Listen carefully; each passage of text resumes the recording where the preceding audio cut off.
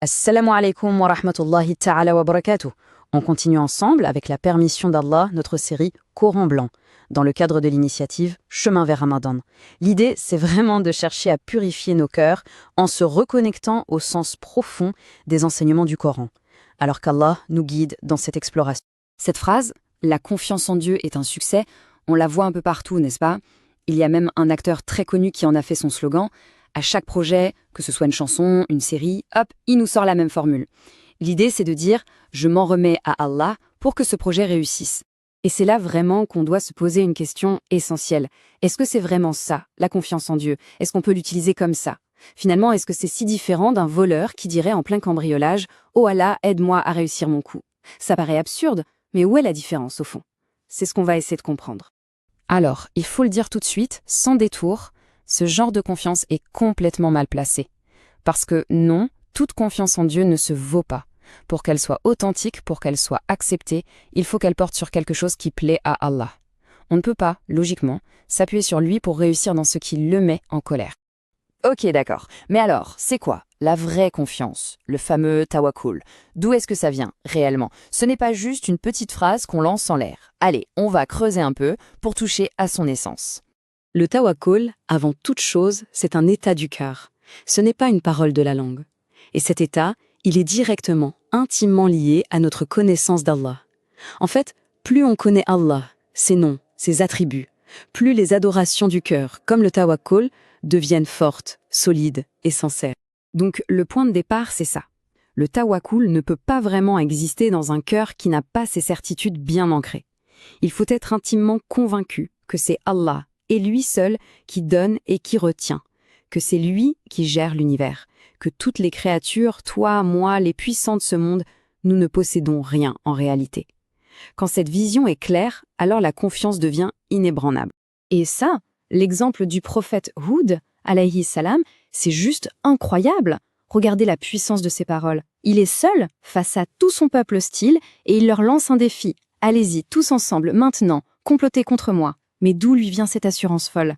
Il le dit juste après, « Moi, je place ma confiance en Allah ».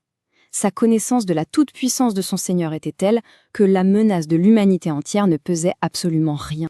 Bon, maintenant on arrive à une confusion très fréquente.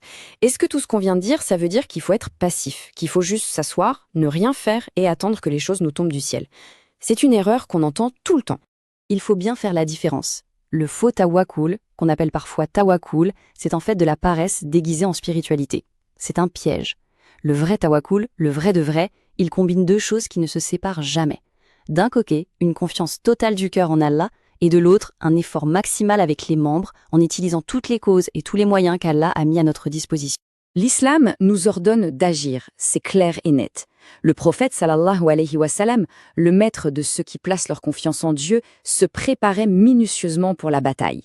Le Coran nous dit de prendre nos précautions, de nous efforcer, de nous hâter. Il n'y a donc absolument aucune, mais alors aucune contradiction entre le fait de s'en remettre à Dieu dans son cœur et le fait d'utiliser ses mains et ses pieds pour agir dans le monde. Et là, attention, on touche à une idée très profonde. Quand on n'a plus aucun moyen, plus aucune option, eh bien, s'en remettre à Dieu, c'est notre seule porte de sortie. Ce n'est pas là le plus grand test. Le vrai test du tawakkul, le moment où l'on voit sa vraie valeur, c'est quand on a plein de moyens à notre disposition, plein de plans B. La question à ce moment-là, c'est est-ce que mon cœur s'appuie sur ces moyens ou est-ce qu'il s'appuie uniquement sur Allah, le Seigneur qui a créé ces moyens?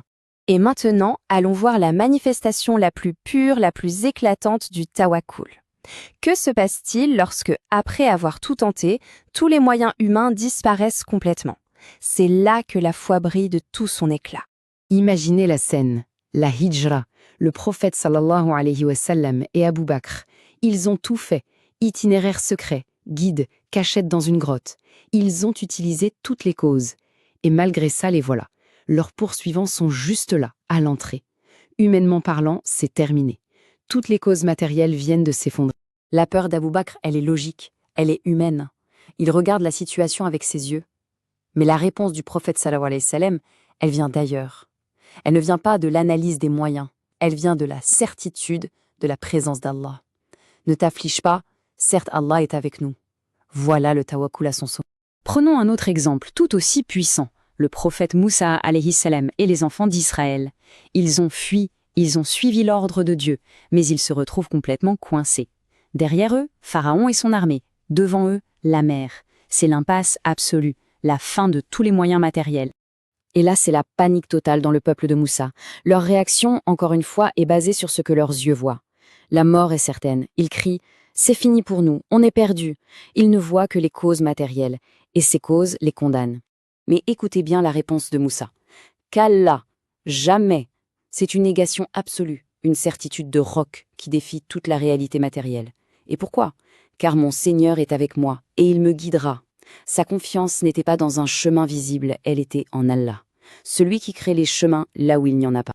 Alors, après avoir vu tout ça, revenons à notre point de départ pour boucler la boucle.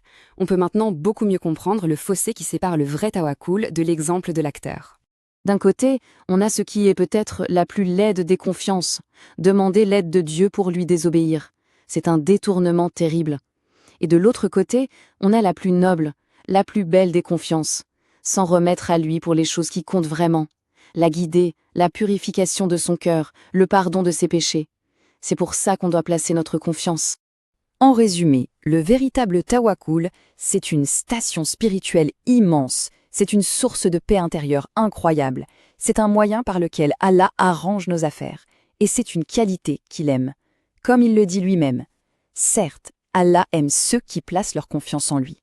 Et on va se quitter sur cette question pour y réfléchir. Dans ces moments difficiles, quand on se sent au pied du mur, quand toutes les portes se ferment et que nos plans s'effondrent, sur quoi notre cœur s'appuie-t-il vraiment ? C'est dans ces moments-là que notre véritable état se révèle. Qu'Allah fasse de nous de véritables mutawakkilin, ceux qui s'en remettent à lui avec un cœur sincère. Wa sallallahu ala nabina Muhammad wa ala alihi wa sahbihi ajma'in.